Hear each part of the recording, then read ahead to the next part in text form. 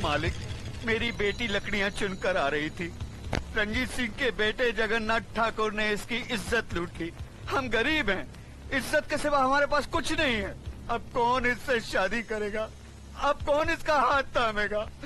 आप न्यायमूर्ति हैं, आप ही फैसला कीजिए मालिक।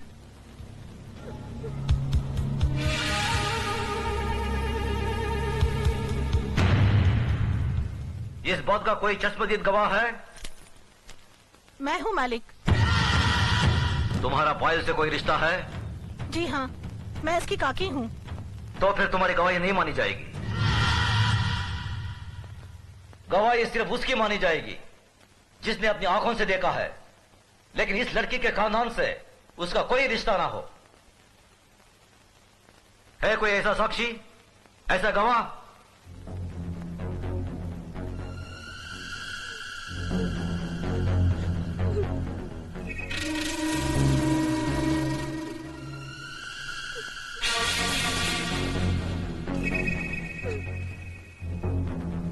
मैं हूँ मालिक।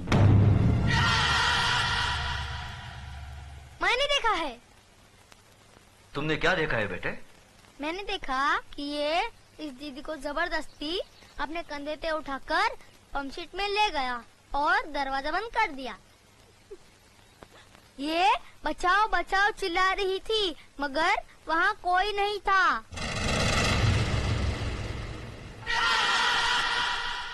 थोड़ी देर बाद जब ये बाहर आई तो इसके कपड़े फटे हुए थे और ये रो रो के कह रही थी कि मेरा सब कुछ लूट गया, मैं बर्बाद हो गई।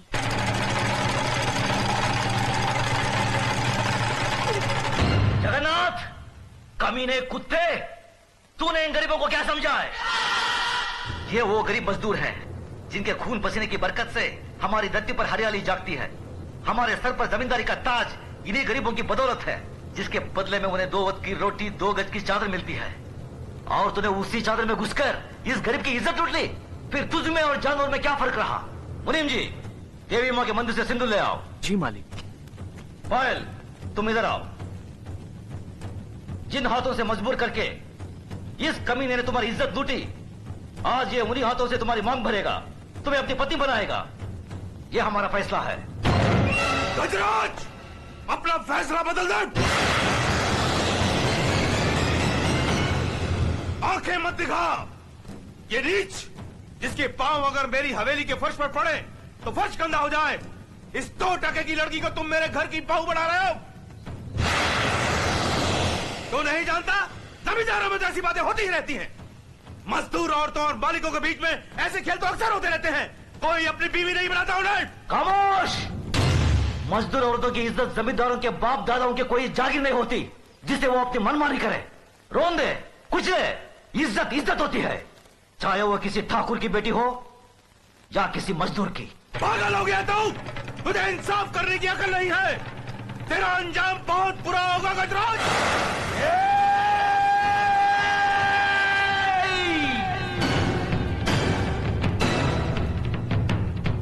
इसके आगे एक लफ्ज भी बोला तो जुबान खींच लूंगा। तेरी औकात मेरे सामने खड़े होने की भी नहीं है और तू मुझे ललकारता है। गजराज ठाकुर ने कभी किसी अंजाम की परवाह नहीं की। अगर परवाह की है तो सिर्फ अपनी आन, इंसाफ, अखलाक और ईमान की।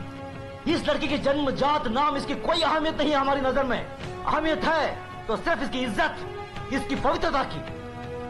जगन्नाथ, मांग भर इसकी। गजराज!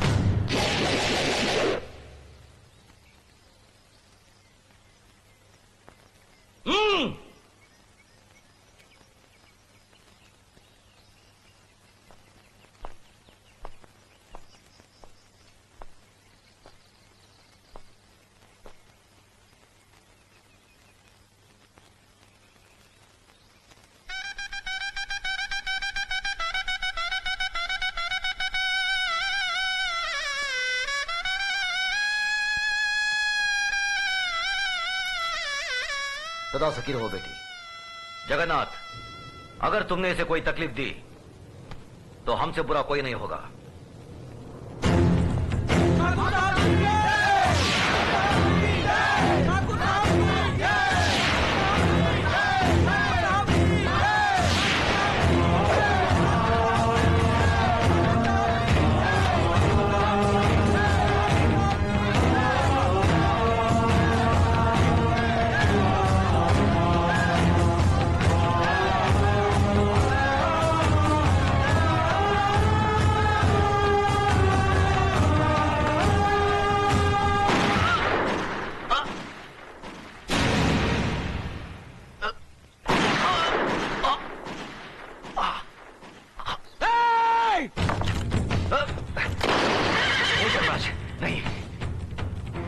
की बात उजाड़ना तुम्हारा धर्म नहीं है।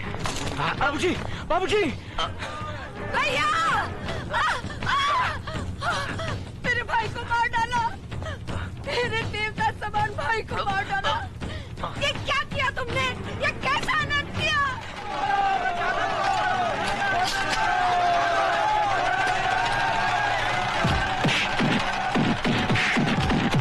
रुक जाओ, छोड़ दो उसे। जो अपराध उसने किया है उसकी सजा उसे जरूर मिलेगी।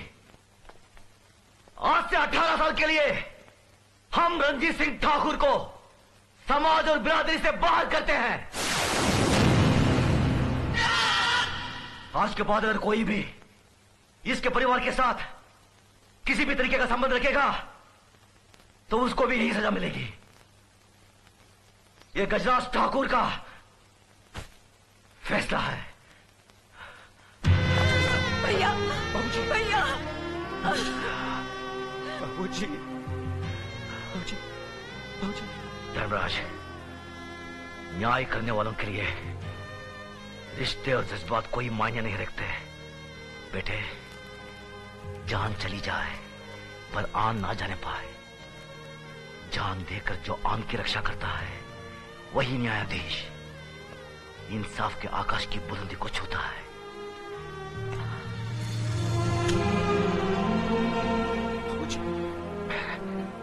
धर्मराज, आज से हम भरतपुर कस्बे के न्याय और इंसाफ की बागडोर तुम्हें सौंपते हैं।